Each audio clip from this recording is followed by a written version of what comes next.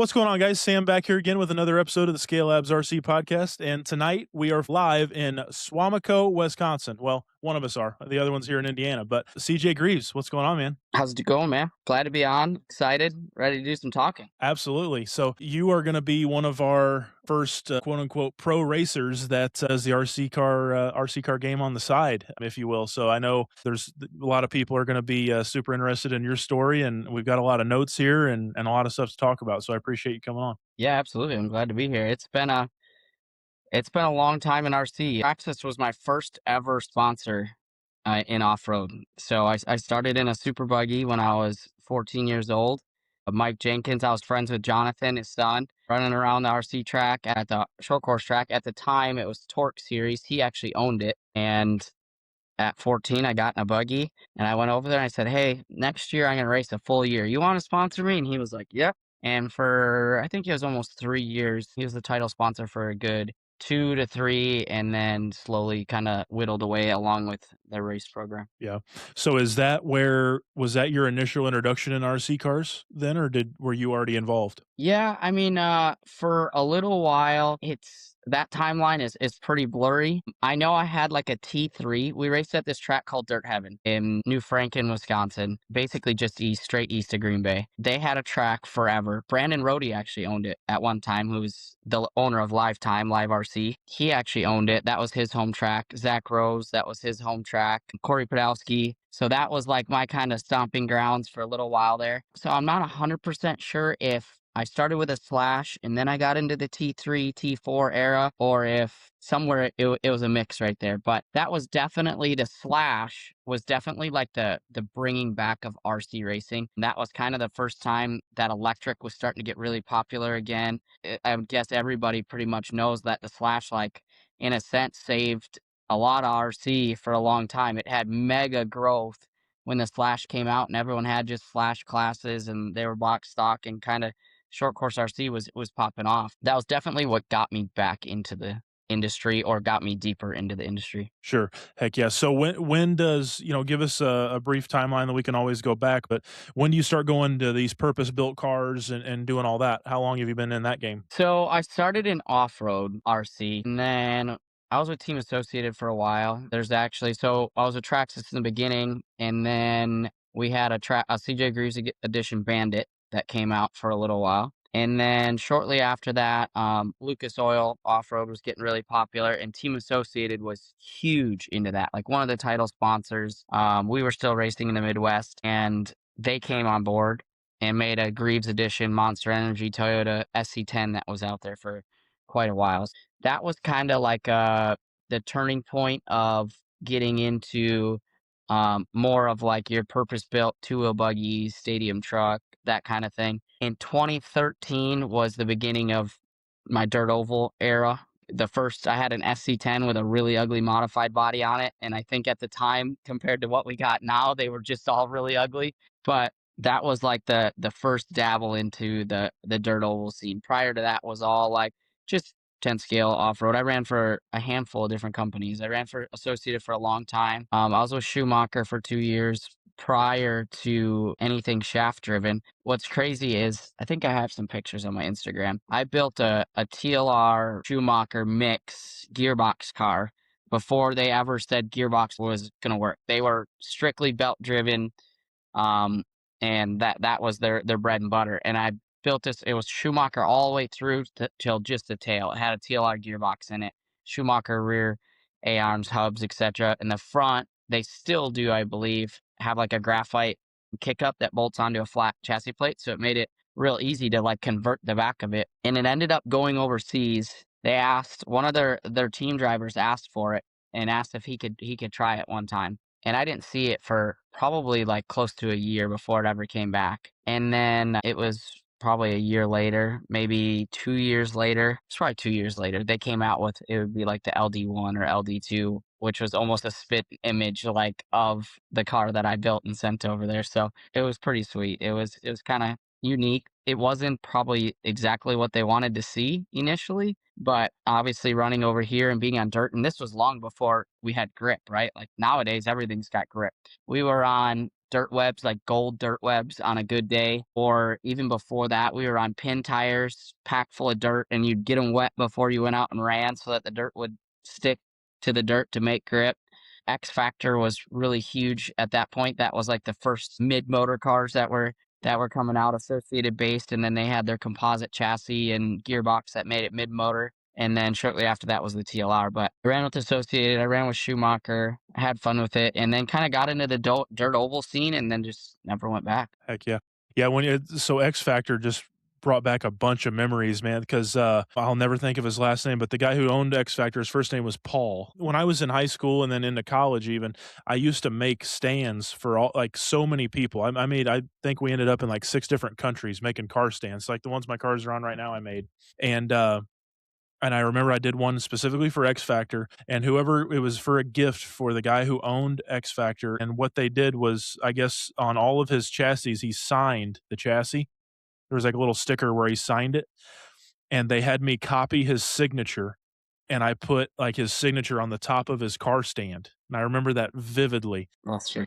So, it's just I could just a rush of memories came back when you said X Factor. I haven't thought about that brand in forever, so that's cool. Yeah, I mean, they had a good run there for a while. They had the first X2 or X3 or whatever the two-wheel buggy was that was composite, right? And then once kind of everybody caught up, then they made the double-decker carbon cars that had the standoffs and the two sheets of carbon kind of layered up. And then after that, they kind of went away. But once shorties became a thing, they were big still when saddle packs were a thing. Yeah. So one of the things that I have to talk about is on most of your cars, especially even more back in the day, but even now still I see it every once in a while, Project 33. So tell us about that a little bit. Yeah, so that was my Facebook basically business. I got into RC. I built this is we're gonna jump around a little bit here. I built a 10 scale 8 model, and we're gonna fast forward here for this part, and then we'll end up going back after that. But it had a G10 graphite chassis plate, like fiberglass, shit yellow chassis plate on it. It was like custom works in the front and associated in the back, and it ripped. It was, like, really, really, really good. I went, to Mississippi, to the St. Jude's race in 2019, I believe. Would that have been Battleground? No, it wasn't Battleground. It was that Cody May owned it. It was in Mississippi, indoor. Max was there. That was the first time I ever knew who Max was.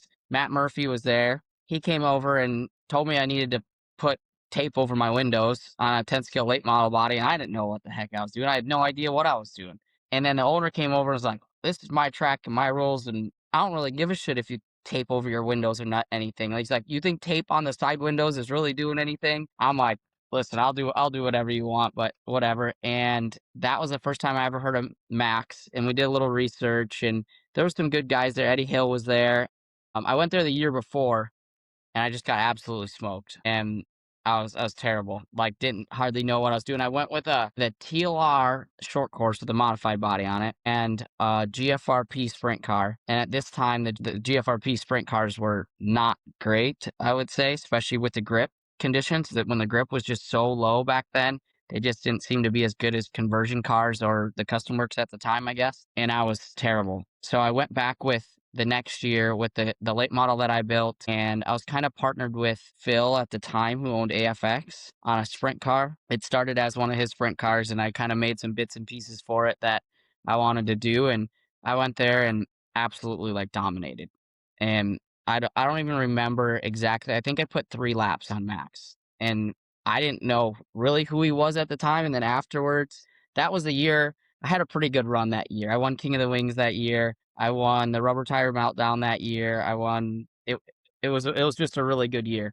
But that was kind of the start of Project 33. Was that car? I didn't really know what I was doing, but I knew that I was capable of drawing on CAD, and then kind of had my own ideas. So I started that, and then shortly after that, that same weekend actually at Mississippi, I got linked up with Dustin Pryor. I was looking for a prodigy, And I emailed him. I was like, "Oh, you guys are out of stock. Do you have any, whatever?" And at this point, he must have known a little bit of who I was or what I did or whether it was short course or whatever. And he sent me one. And I went there. I got second in that class with it. And he said, "Just keep it.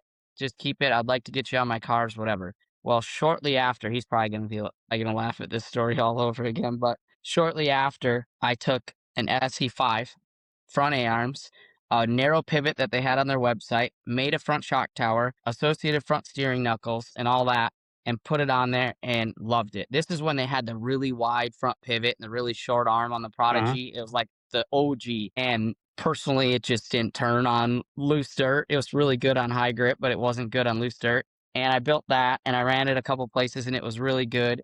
And I started like selling it on my page just as like a front shock tower and the parts to go along with it. And that ultimately got me kicked off the GFRP team at that time. Austin was not impressed. He was like, I didn't give you cars to just morph them into something that they're not." Anyway, so then after that, I went full Project 33 at that point. I cut all my own chassis, did all my own stuff, and I was kind of like a wheelhouse for people to go that had ideas and they wanted to build their own car. And I would say, Tell me what you want. What front end do you want on it? What front arms? What gearbox do you want in it? How do you want the battery? How much offset do you want?" And they would basically give it to me and I would draw it all up for them and they would make their own car. So Cody May had his own brand for a while that was some sort of short course car, and I think they had a late model too.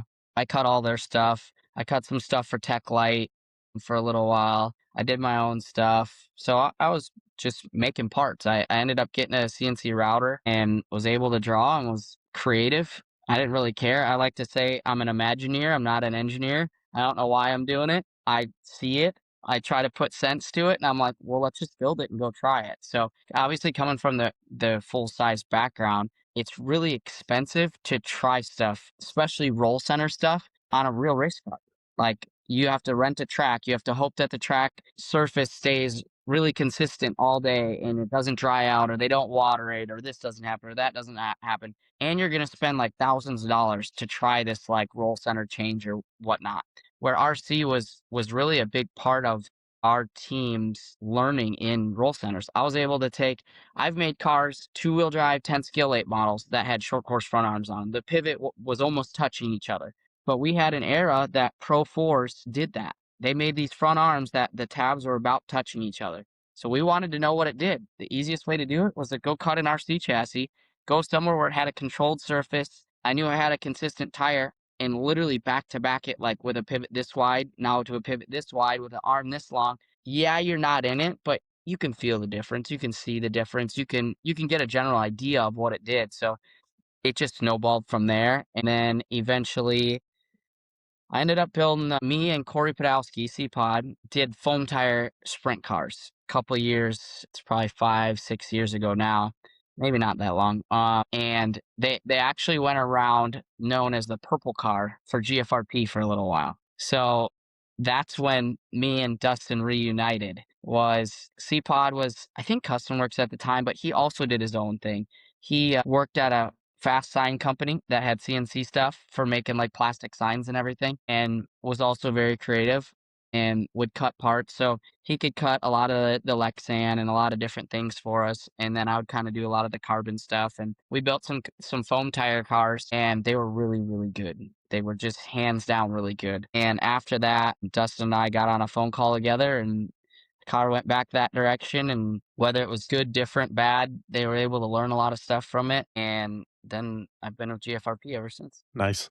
So peel the onion back. You touched on it a little bit there. You guys were taking ideas that you wanted to implement on the trucks and putting it on your RC cars and going out and ripping to try to understand what was going on before you implemented the thousands of dollars it took to do it on the big trucks. Yep, absolutely. I mean, I got a truck. I don't have it anymore. We sold it now. The biggest thing that's really, really hard to understand, and I think it still goes to that way in today's industry, is just roll center, right? Like it's all backwards. It's every driver, I swear, says something different. One person likes a long camber link, says it turns better. One person likes a short one. One person likes them staggered. One person likes them really low, and they all say that they do something different. You can ask three people, and you're going to get three different answers. So it was really tough on the truck stuff to figure out. We were kind of going through a transition where we went from project tires, which is basically comes as a big slick.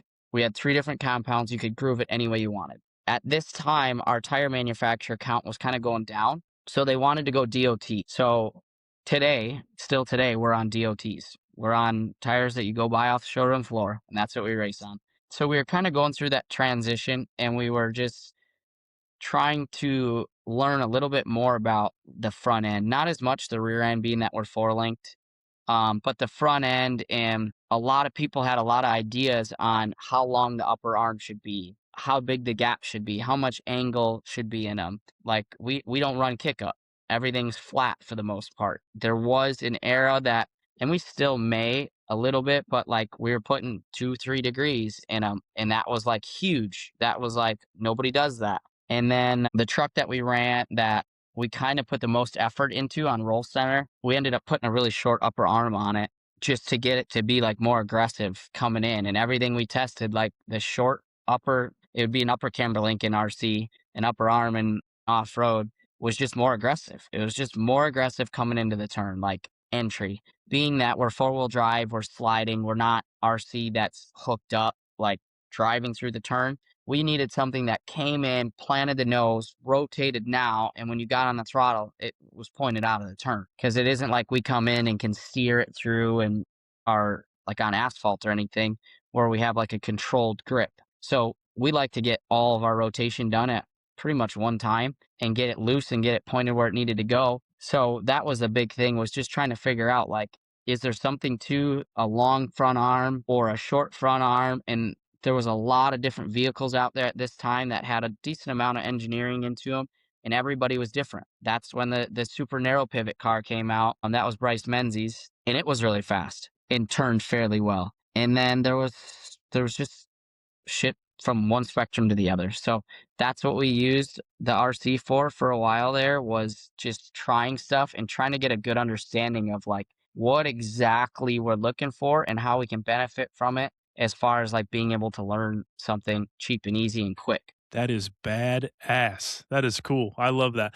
So, like, where does the you called yourself an Imagineer. Where does that come from? Is that instilled from your family and your upbringing, or are you just, you're like the rest of us and you got severe ADHD and you got to stay busy, or where does that come from? Yeah, I mean, it definitely sources from my dad.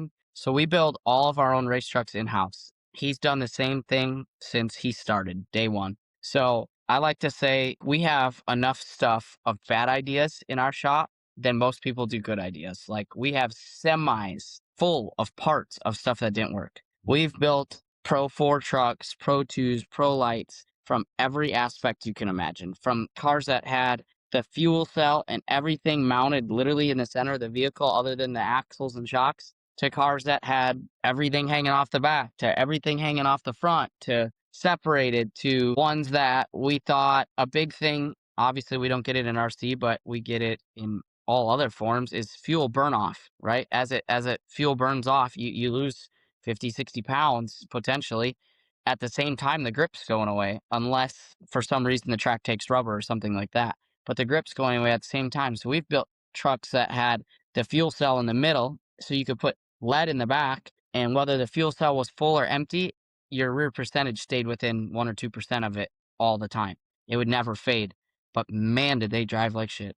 They were terrible. They were terrible. Like all these things that you think were going to be great and on paper like make sense, just don't drive well. So that's where I think the Imagineer part came from. Was my dad just, he was the guy. He still is. He 100% still is. At any given day, you could walk in the shop and something be just cut right apart. And him going, well, I drew this on the floor. If you look right here on the floor, he Sharpies stuff on the floor. And he was like, I was watching some video and this is what I think we need to do. And he just hacks it all apart. Well, I guess we're doing it now. So he's the guy that isn't scared to just do it and try it, because if it's great, it's worth it. And if it's not, what's the worst you got to do? Go back to what you had? You already know how good that is. but there's always a chance that it's going to be really good. So I would say I got it from him, and then it just kind of progressed. Obviously, I'm from a whole different generation, and we have technology and drawing and CAD programs and just a lot more available to us, especially now with 3D printers and how good they're getting. Just a lot more available at our fingertips that has helped us through and through. We now do like we build a ton of UTVs. So majority of the UTVs that I race against are cars that we built.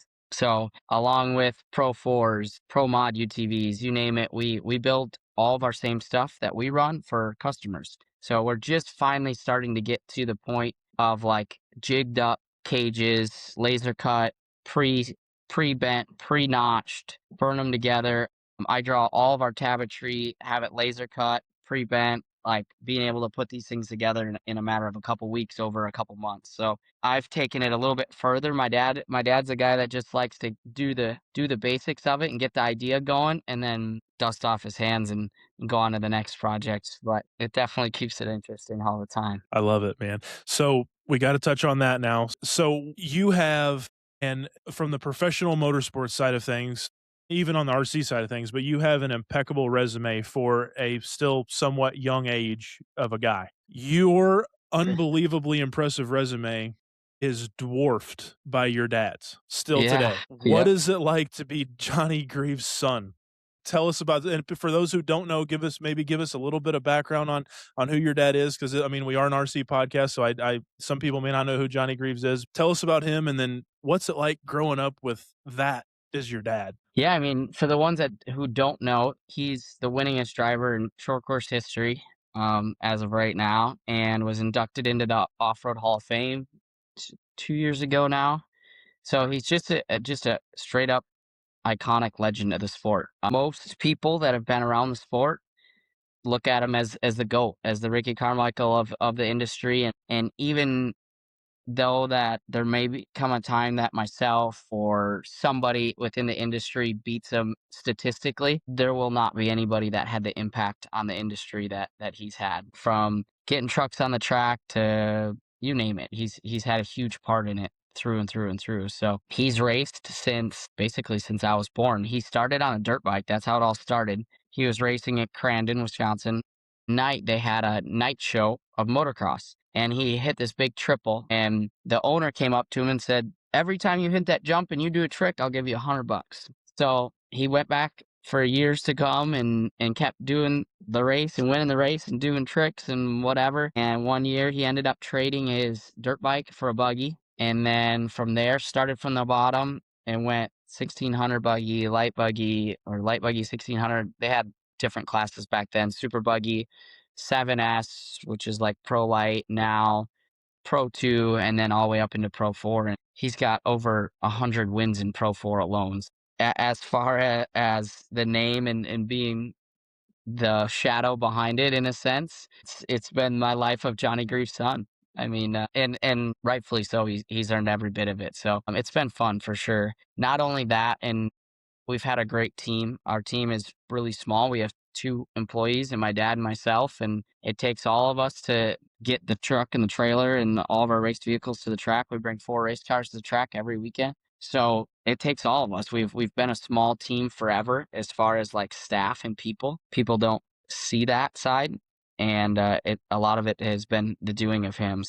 It's been an awesome ride. I started in motocross. He's never put the pressure on me to go into off-road racing. My goal was kind of to be a professional motocross racer. And at 14, he's like, I think you should just try this off-road thing. And he got me a buggy and he's like, just go try it, see what you think of it. And the first time I ever drove it, he just took me out to a field. He's like, all right, go drive this thing. Well, I drove around for a little while and he stopped me and waved me over. He's like, dude, what are you doing? Like, do you not know how to shift or like go or nothing? And I was like, no, actually, I don't. Like, 14 years old. Like, I've never driven a stick shift. I don't know what I'm doing. He's like, yeah, I kind of forgot about that. And then gave me the rundown. And a couple weeks later, we had a race in Paris, California, and they approved me to race it. And I went out the first day and led every lap but the last one and ended up getting second.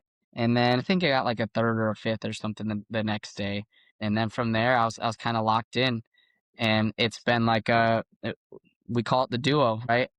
For years and years and years. Surprisingly, it's been 12 years of him and I racing against each other. My mom's only had to sit us down one time to get shit sorted out. So it's been a ton of fun, and not only being with somebody that's just a legend of the sport, but to be able to go out there and race your dad for a living and then come back to the same pit and the same shop and work together that way. And for those that don't know, we're complete opposites. He is the checkers or wreckers guy. He will try to win the race in the first lap, the first turn, the first opportunity you give him. He's going for it. He's probably the most exciting person to watch. He looks like he's way faster than everybody all the time because he's just on the edge all the time. And then I'm the complete opposite. I'm like this slow, smooth, methodical, non-risky kind of guy that sneaks the lap times in there at the same time and able to keep it together. So it definitely keeps it interesting in the pit for sure. He's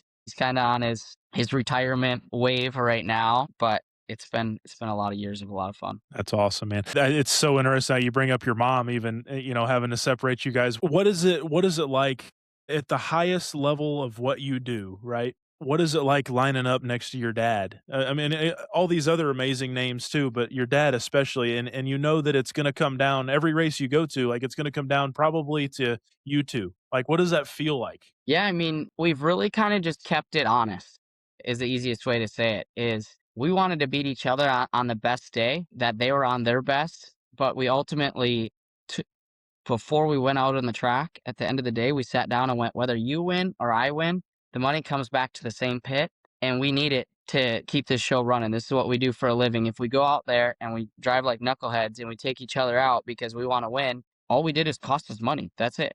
That's it. Now we're both wrecked, or one of us is wrecked, and it cost us a bunch of money. So that was the biggest thing early on, was just like wrapping your head around that aspect, right? Like understanding like this is a business. Even though it's racing, it's still a business when you're racing against each other. And if you want to continue to do this for a living as a family ran business, you have to abide by that. Like that's the only way it's going to work. Not saying that he was like, you have to drive this way or you have to drive that way, but it was like, here's the big picture. You want to keep doing this. You want to make this your living.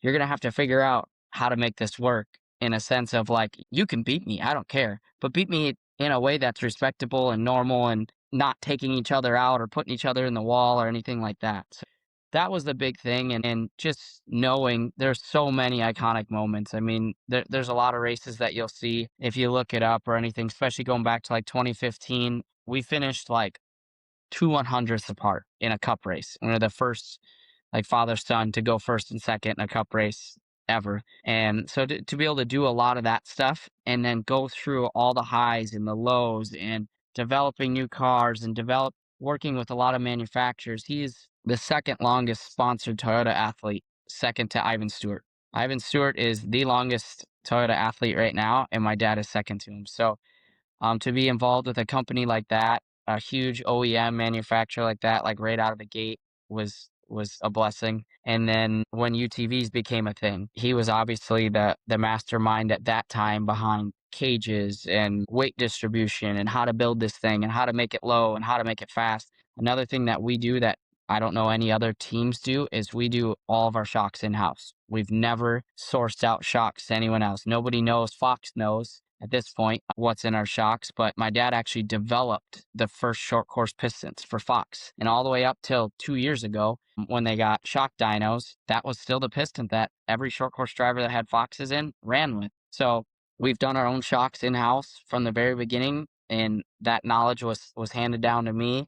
So I do majority of our shock stuff now on the UTV side, and we were able to partner up with Yamaha in 2016, and I was with them for I think 6 years. And now I've been with Polaris for 4 years. I just renewed 2 more years with them, so I'll be with them through 2027 into 28, as well as Toyotas. It's been something that you can't replace it, right? It's not only are you doing it, the sport you love at the highest level there is, but at the end of the day, it's a lot of the time, especially early on, you and your dad that we're gonna battle it out and make the memories, and there's nothing better. It doesn't even matter who it is. I don't think that either one of us have ever really raced each other any different than we've raced anyone else for the most part. That's always been the goal, is even though it was like don't take each other out, we also had the same mentality as far as all of our competitors, because typically if you're getting into them, you're gonna wreck your own shit at the same time, and it got neither one of you anywhere other than a bunch of broken stuffs. One thing that a lot of industries don't have that we have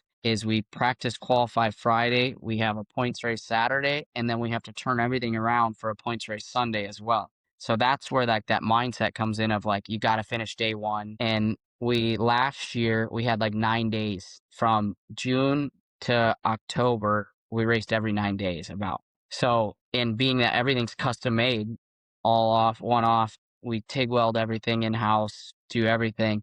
It's a lot to wreck something and get it repaired in a week and a half. That's what you got. So that's where a lot of it came from. Was that mindset and him being the mastermind behind it, and then being able to go out there and rub doors and have fun on top of it is just the cherry on the cake. Love it. So, like, do you guys have CNC machines and everything at your place too, or how does all that? We don't do anything CNC. Like there's probably not a single CNC part on our vehicles other than like an oil filter housing. Everything's fabricated. Everything's chromoly. Almost everything's chromoly. And we just don't typically CNC's a lot heavier than what we can make it, honestly. Like a big chunk of aluminum, whether it's 7075 or not, to have the same strength as a piece of 095 chromoly welded together has to be thick. And then we have iron workers, we have all that stuff. So every bracket we have on everything is filled with holes. We live and die by the if you're gonna count pounds, you better count ounces if you're gonna make it light. So every bracket we put on, every tab we put on probably has a hole in it to make it a little bit lighter and a little bit lighter. There's just not a ton of aluminum stuff. We do have like a CNC mill. We do have 2 different lathes, but mainly all of our stuff has been developed with a piece of paper, a Sharpie, and a bandsaw. And we cut it out on the bandsaw and buff it up, grind all the edges, smooth everything out, and we have a shear, a brake, bend it if you need to break it. We don't even have CNC brakes or anything. We're pretty old school as far as it goes. A lot of our chassis, all the way up until the last couple of years, were built on notebooks. There was a notebook that said, for this tube, cut it this long, put a Sharpie mark at say 17 inches, and bend it to 32 degrees on the tube bender. And then you would go through and hand notch all your notches and everything, and it's just the way it's been. Everything's just so one off. That's the one thing that we don't have that most people do, or maybe vice versa, I guess, is everybody wants their car as low as they can, right? Well, my dad and I, he's 5'8", I'm 5'9", 5'10". Well, we can build cars pretty low. We're both pretty small people. And then the next guy comes in at 6'2". So really the bottom of the car stays the same, but you got to fabricate the roof anyways. You got to fabricate the roof height. Typically we put the seat as low as we can regardless, and then you fit the roof height to that person. So in our industry, it just made sense to build majority of them one off. And the same with seat position. Everyone likes this a different way, different from the pedals. We got a guy, Johnny Holcher, that is 6'5", and he'll sit in a car that I race. He loves feeling crunched up. Like his knees are crunched, like about touching his hands, and steering wheel's right in his lap, and he will have the car built that way. So everything in our industry is just so one off that it just made sense at the time to do each one individually. You think that's what hurts your side of the industry a little bit? That it can't be as, maybe production based? I know you sat in a lot of different race cars, so, like, when I say, dirt oval stuff like Longhorn or Rocket or those guys, I mean, those guys are making those cars as fast as they can get them off the jig, right? So, do you Mhm. think that having to be so specialized, and obviously that takes a unique person too, or a unique set of skills to be able to do that, do you think that hurts the growth of what off-road could be, or no? Yeah, I think there's definitely something to that. We do have just so many vehicles out there that if you wanted one, you could find one. But ultimately, that's what the UTV industry did. The UTV industry has saved off-road racing. I'm not even going to say short course because desert racing, whatever kind of off-road you want to call it, probably has 100 UTVs there. And it has saved the industry hands down. That's where like a lot of our UTVs now are one size fits 90% of the people. The cage is laser cut. It's pre-bent, pre-notched. We're slinging them together. This winter we did 8 of them, and then 2 for myself as well in the middle of all that with 2.5 guys basically. So we get to it, and we don't MIG weld anything. Nothing's MIG welded. We lose a lot of time there, just welding in general, but it definitely could have an impact on the growth in a sense. I think anyone that was really interested that wanted a truck, a Pro 2, a Pro Light, a Pro 4, whatever, can find one. They're everywhere. But the hard part is we did have a couple new people come in that bought a truck and didn't have any fab skills, or a team bought a truck that came with a bunch of parts and they wrecked it, and then the parts went away, and they're like, well, so I can just call, say, XYZ and order these knuckles, your front knuckle, right? And then just adapt it on there. And you're like, no, that's not the way it works. Like, it's literally one off. Like, you'd have to have someone make you an upper arm that turns the monoball sideways or does this or does that. And then you have to get this axle, this CV. So it definitely has an impact because, well, he came out of UTVs, right? So he came out of the thing of, oh, you got that knuckle, that's brand whatever. Okay, let me call him and buy it. And it bolts on a Polaris, it bolts on a Can-Am, it bolts on whatever. There's definitely something to it.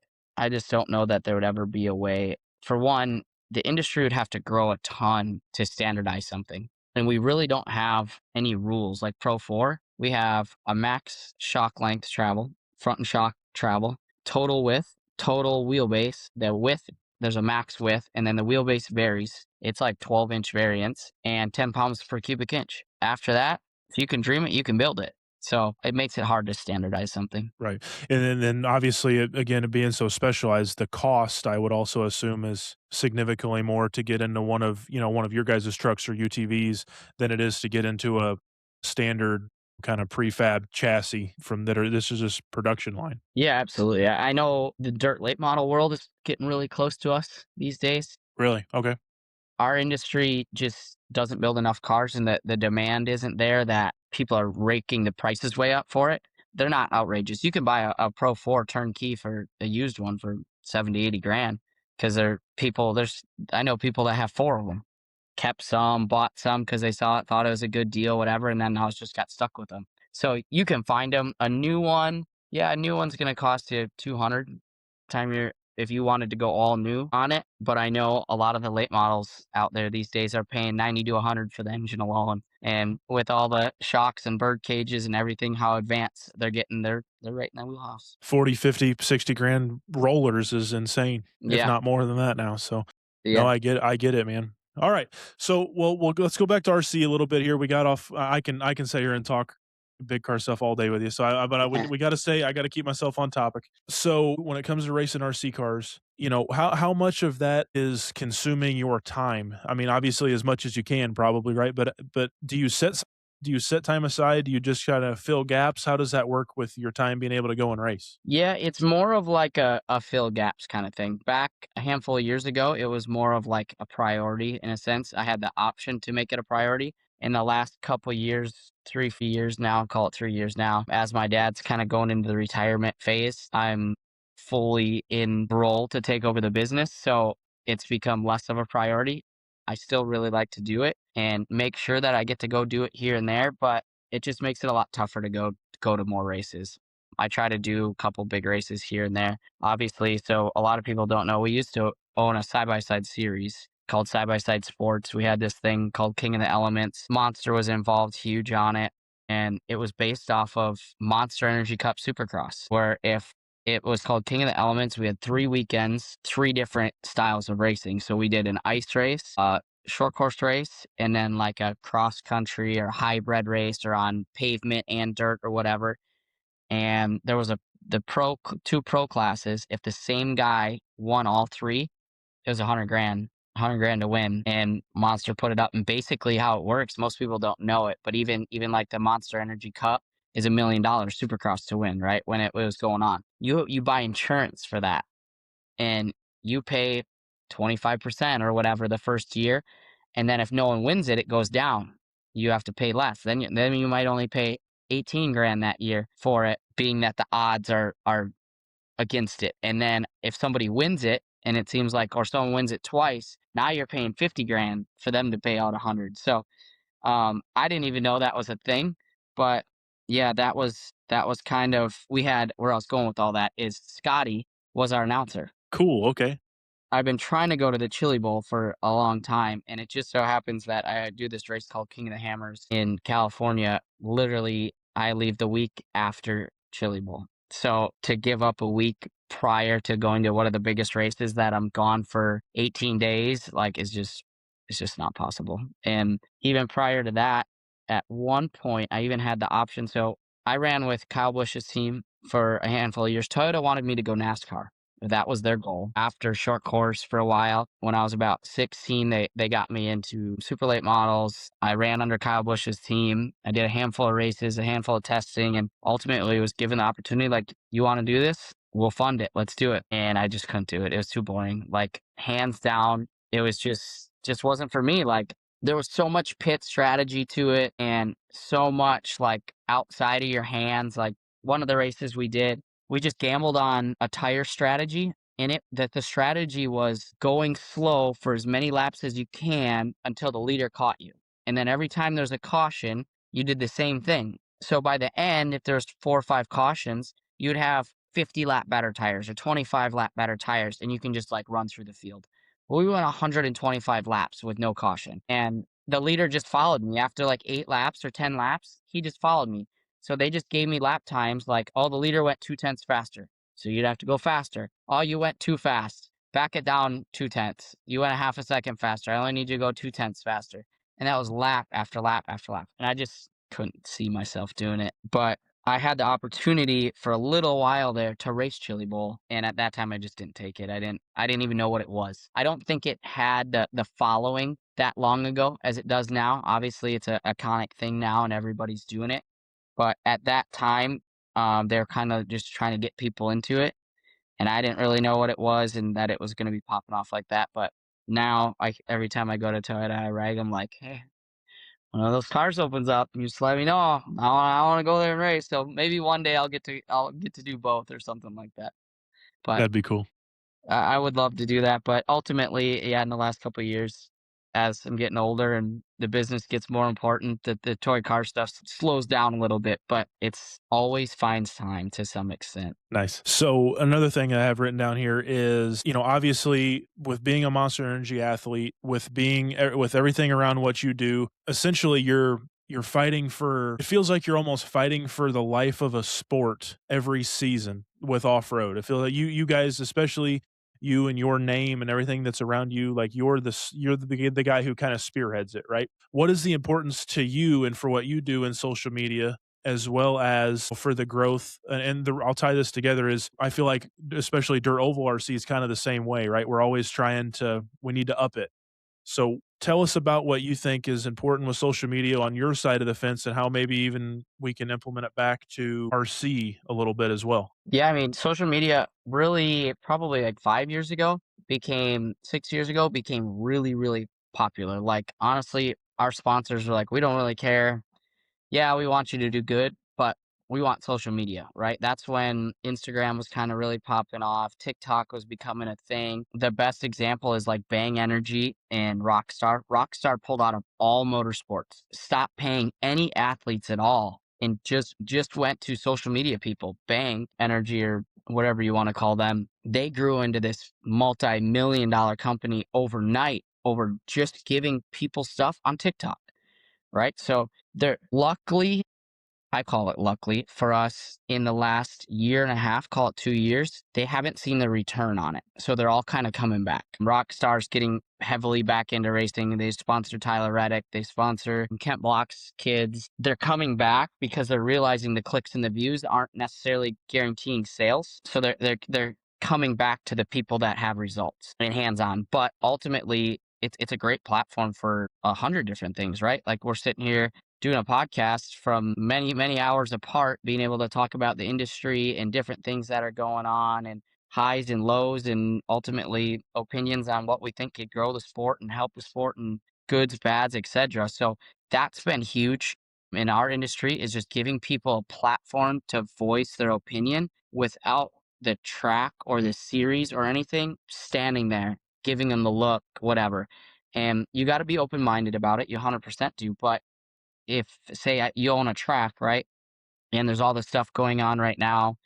Obviously, with you see the hype on the 1 inch spoiler, late models, and all that stuff going on right now. If you're a track, you can silently watch all this now and do your own judgment on what you think is going to bring people back into the industry. What's going to bring more cars, what's going to bring more kids, so on and so forth. So without that, you never knew, right? So you look at some industries or classes where flashes or racetracks that have slash classes, whether it's street stock or modifieds or whatever, and how good it's doing and how many kids it has. As a track owner, you can see that now. You can go on Live RC or whatever and watch it and look at their entry list and see all the classes that are popular and be able to take that over. And then on the flip side of it, as a driver, you can use that as a platform to just show who you are, right? It doesn't have to be about results and I did this and I did that.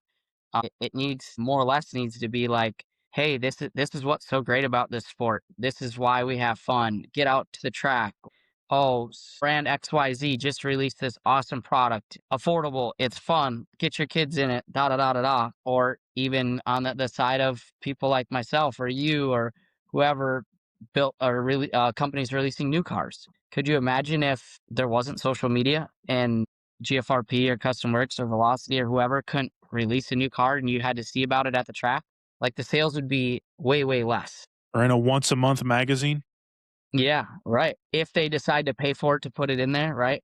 So it just broadens the platform a ton. And good, bad, or different. I've went through this with a lot of tracks. Obviously, I had my own podcast for a couple of years here on the off-road side and have heard from many racetracks call me personally and not be happy with what I said. And by the end of the conversation, them being a lot more understanding about it. Like, well, we automatically just took offense to it, but now that you say it like that way, like holy man, yeah, there's some goods that come out of it. And what I always say is if there's 10% that good that comes out of every podcast, it was worth it. Whether 90% of it was shit and meant nothing, who cares? If you gain 10%, that's 10% for the industry that it might grow and can get more people in it or can have an effect on a track or so on and so forth. I think if you use it in the right ways, obviously a lot of people like to use it for bashing tracks, but as a track, you do need a platform like that for that to happen. Otherwise, you don't know what's happening, and pretty soon everyone's just going to leave and they're going to stop coming back, and you're not going to know why.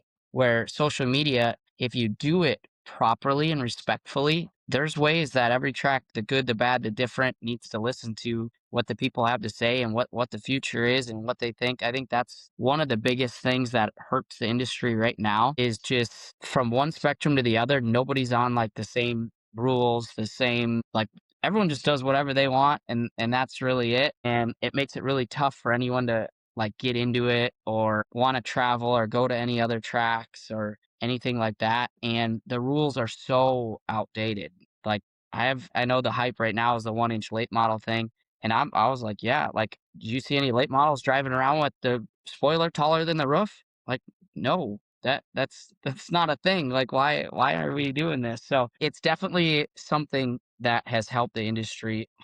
You put your time and your effort into it, you may get a lot of good sponsors out of it. If you do it respectfully and professionally, and it's not a joke, it actually allows a company to see like an investment return in a sense. May not, obviously, it may not reflect directly on sales, but a following, someone that has a handful of followers, say someone started off with 100 and they're at 500 or 600 now, and they've been promoting your product, like, that many more people enjoy seeing their stuff of your product. So it gives everybody the opportunity to show what they have to offer and how they want to go about it on the same platform as the best guy, right? The best and the worst can have the same opportunity to post it, and just depends on what they want to do with it. Right, and then, you kinda touched on it too. In today's world, the way it all works out, I mean, somebody like you, that you're a proven winner, you're gonna win races, you're gonna win more races, and a guy can come in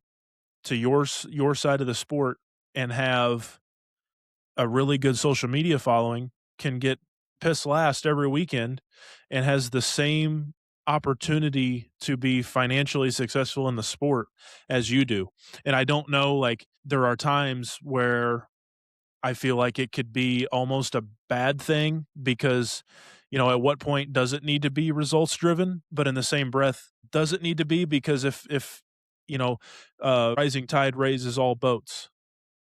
Yeah. Is that better? And I guess you have to look at it from, is it either holistic where, okay, the whole sport's being risen, or me as an individual is being risen up, and I think that's maybe a fine line that you got to tiptoe around too. Yeah, absolutely. I mean, there's a lot of people, I even see it in the RC industry more now that maybe are getting a discount or getting a little bit of help on product or whatever that's helping them show up to the track that aren't exactly A main contenders, right? But they're the person that everybody knows there. They always have a smile on their face. They'll help anybody the best they can. And people want their name on their car because they're the person that everybody likes and they'll help anybody. That's as important as going out there and winning races. If you're going to win races and be an asshole, you ain't going to have any sponsors anyways. So it's definitely a double-edged sword. Absolutely.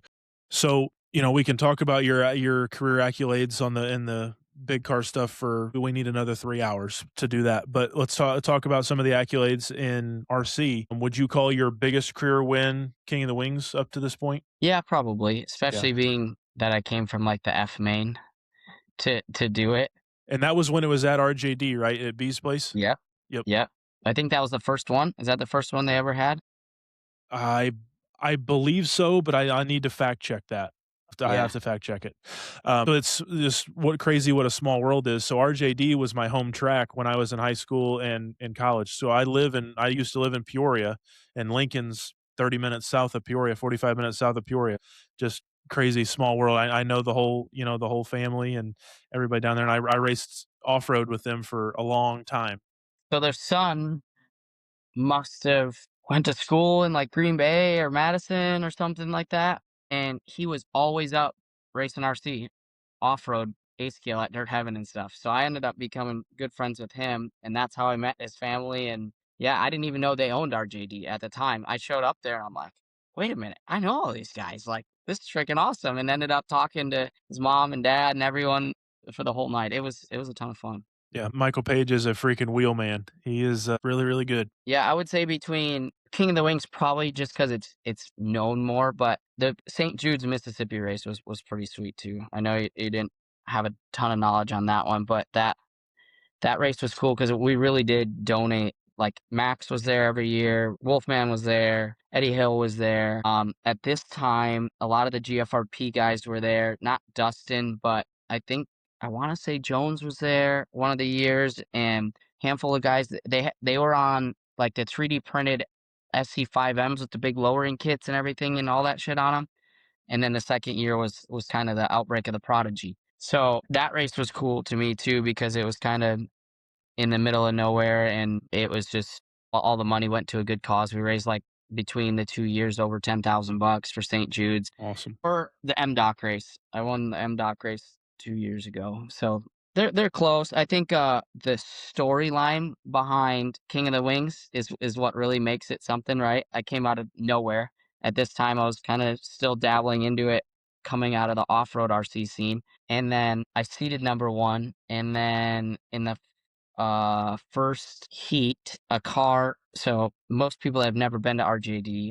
The driver's stand is way up there. Like you're up in the ceiling and it's in a farm barn that they put big ass tractors in. So, and it usually has an A scale track, indoor A scale track in it, I'm right? 6'5". My head, quite literally, my hair can graze the ceiling. Like it's that high. To put it in How high up do perspective, you think it is?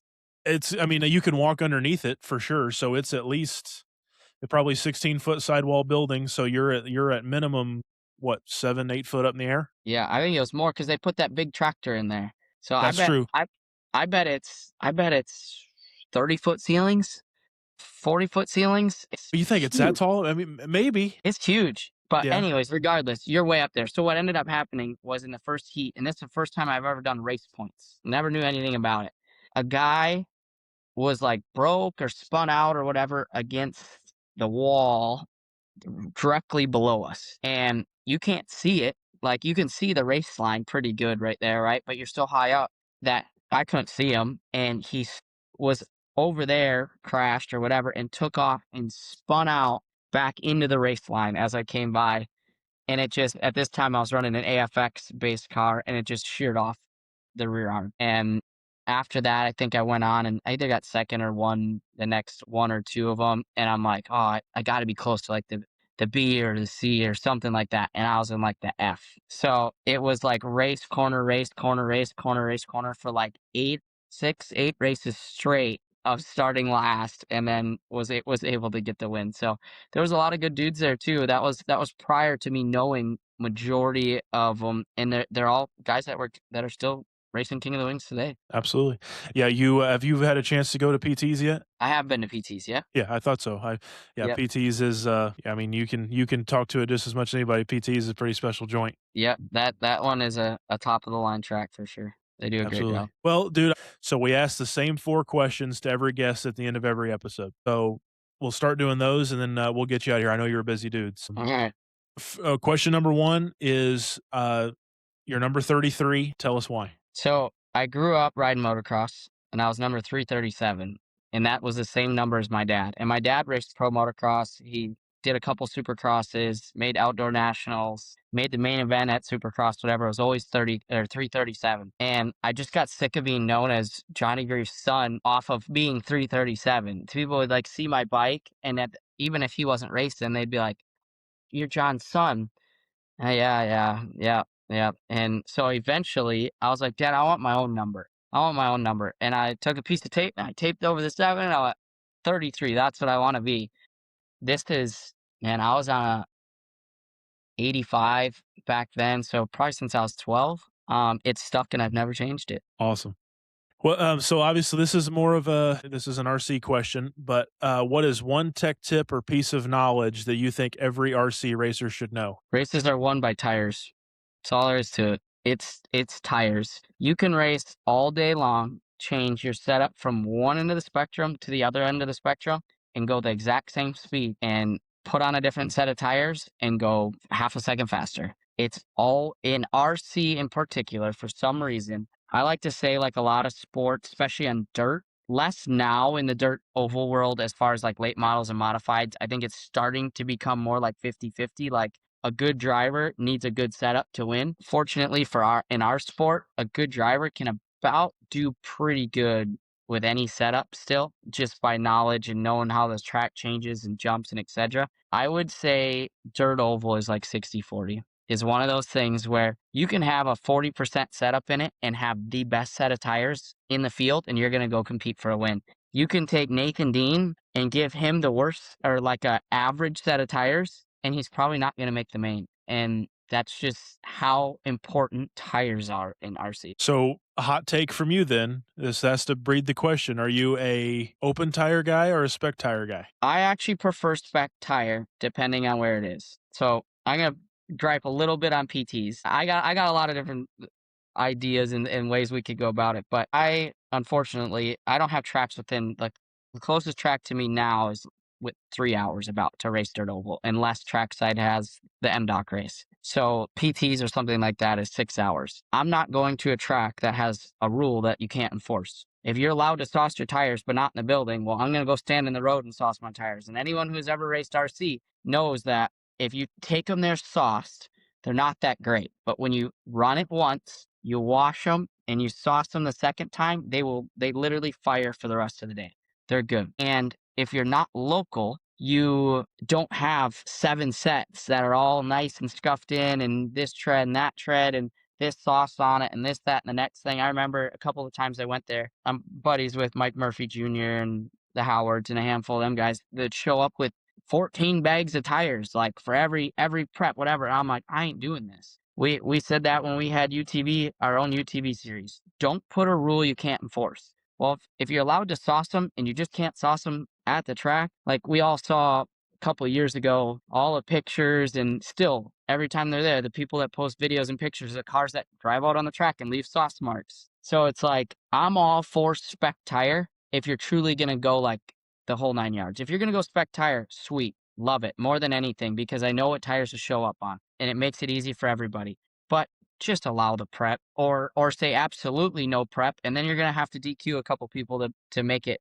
legit, right? So I would prefer spec tire, but I want to see it done the proper way, like where it's not like a, oh, well, technically I didn't cheat because I didn't sauce them here at the track. I was at McDonald's and I sauced them there 5 minutes ago and I brought them back. Like, you're right. You did cheat, but is that really the road we're going to go down? Ideally, for the industry, if it's done properly, spec tire is the way to go. I think you get more entries on a spec tire race if there's a good tire chose is also very important. Unfortunately, this year at the MDOC race, you can ask Tyler Hooks or a couple of them guys. They were grinding tires down, running them once, and throwing them in the garbage. Like Zach Rose, them guys, they went through 14 sets of tires. That ain't a good thing. That ain't a good way to go about spec tire racing, right? That you might as well made it an open tire at that point because at least we could have started with a slick, didn't have to grind it down, and could have ran one tire like majority of the time. So ideally, it's kind of a long roundabout way of the story. Spec tire racing, in my opinion, is better done correctly. Sure. Absolutely. What is one RC race that every racer should go to? Ooh, that's tough. I guess it depends on to what extent. I think Motorama was super sick. The racing itself, if you're going for pure racing, everyone has their own opinion on the track and the surface and the dirt and how it's prepped and whatever. But the event as a whole is pretty sweet. Like you don't go anywhere else that you can go watch Dakota Fenn or Ryan Mayfield run a scale, then go run some oval, and then go watch Supercross or Arena Cross or whatever you call it, and then go do whatever else they got going on. I went there once and I thought that was like one of the top events. Even take the track away from it and the racing part away from it. The overall event was super cool. Sure. On your side of the fence, but what is one off-road race that everybody has to go to? Crandon, fall Crandon. I mean, you want to go to a race that you're never going to forget. Labor Day weekend, you go to Crandon, and it's something you won't forget. It goes from Wednesday to Monday. There's a parade. They shut down the highway. We literally take race trucks down the freeway. They shut down the whole city. There's a parade. We do racing. They had, so far, we've had Kiss, we've had Kid Rock, all as Friday night entertainment bands. Like, it's something you will never, ever, ever forget. And they have an RC track too, an off-road track as well. Awesome.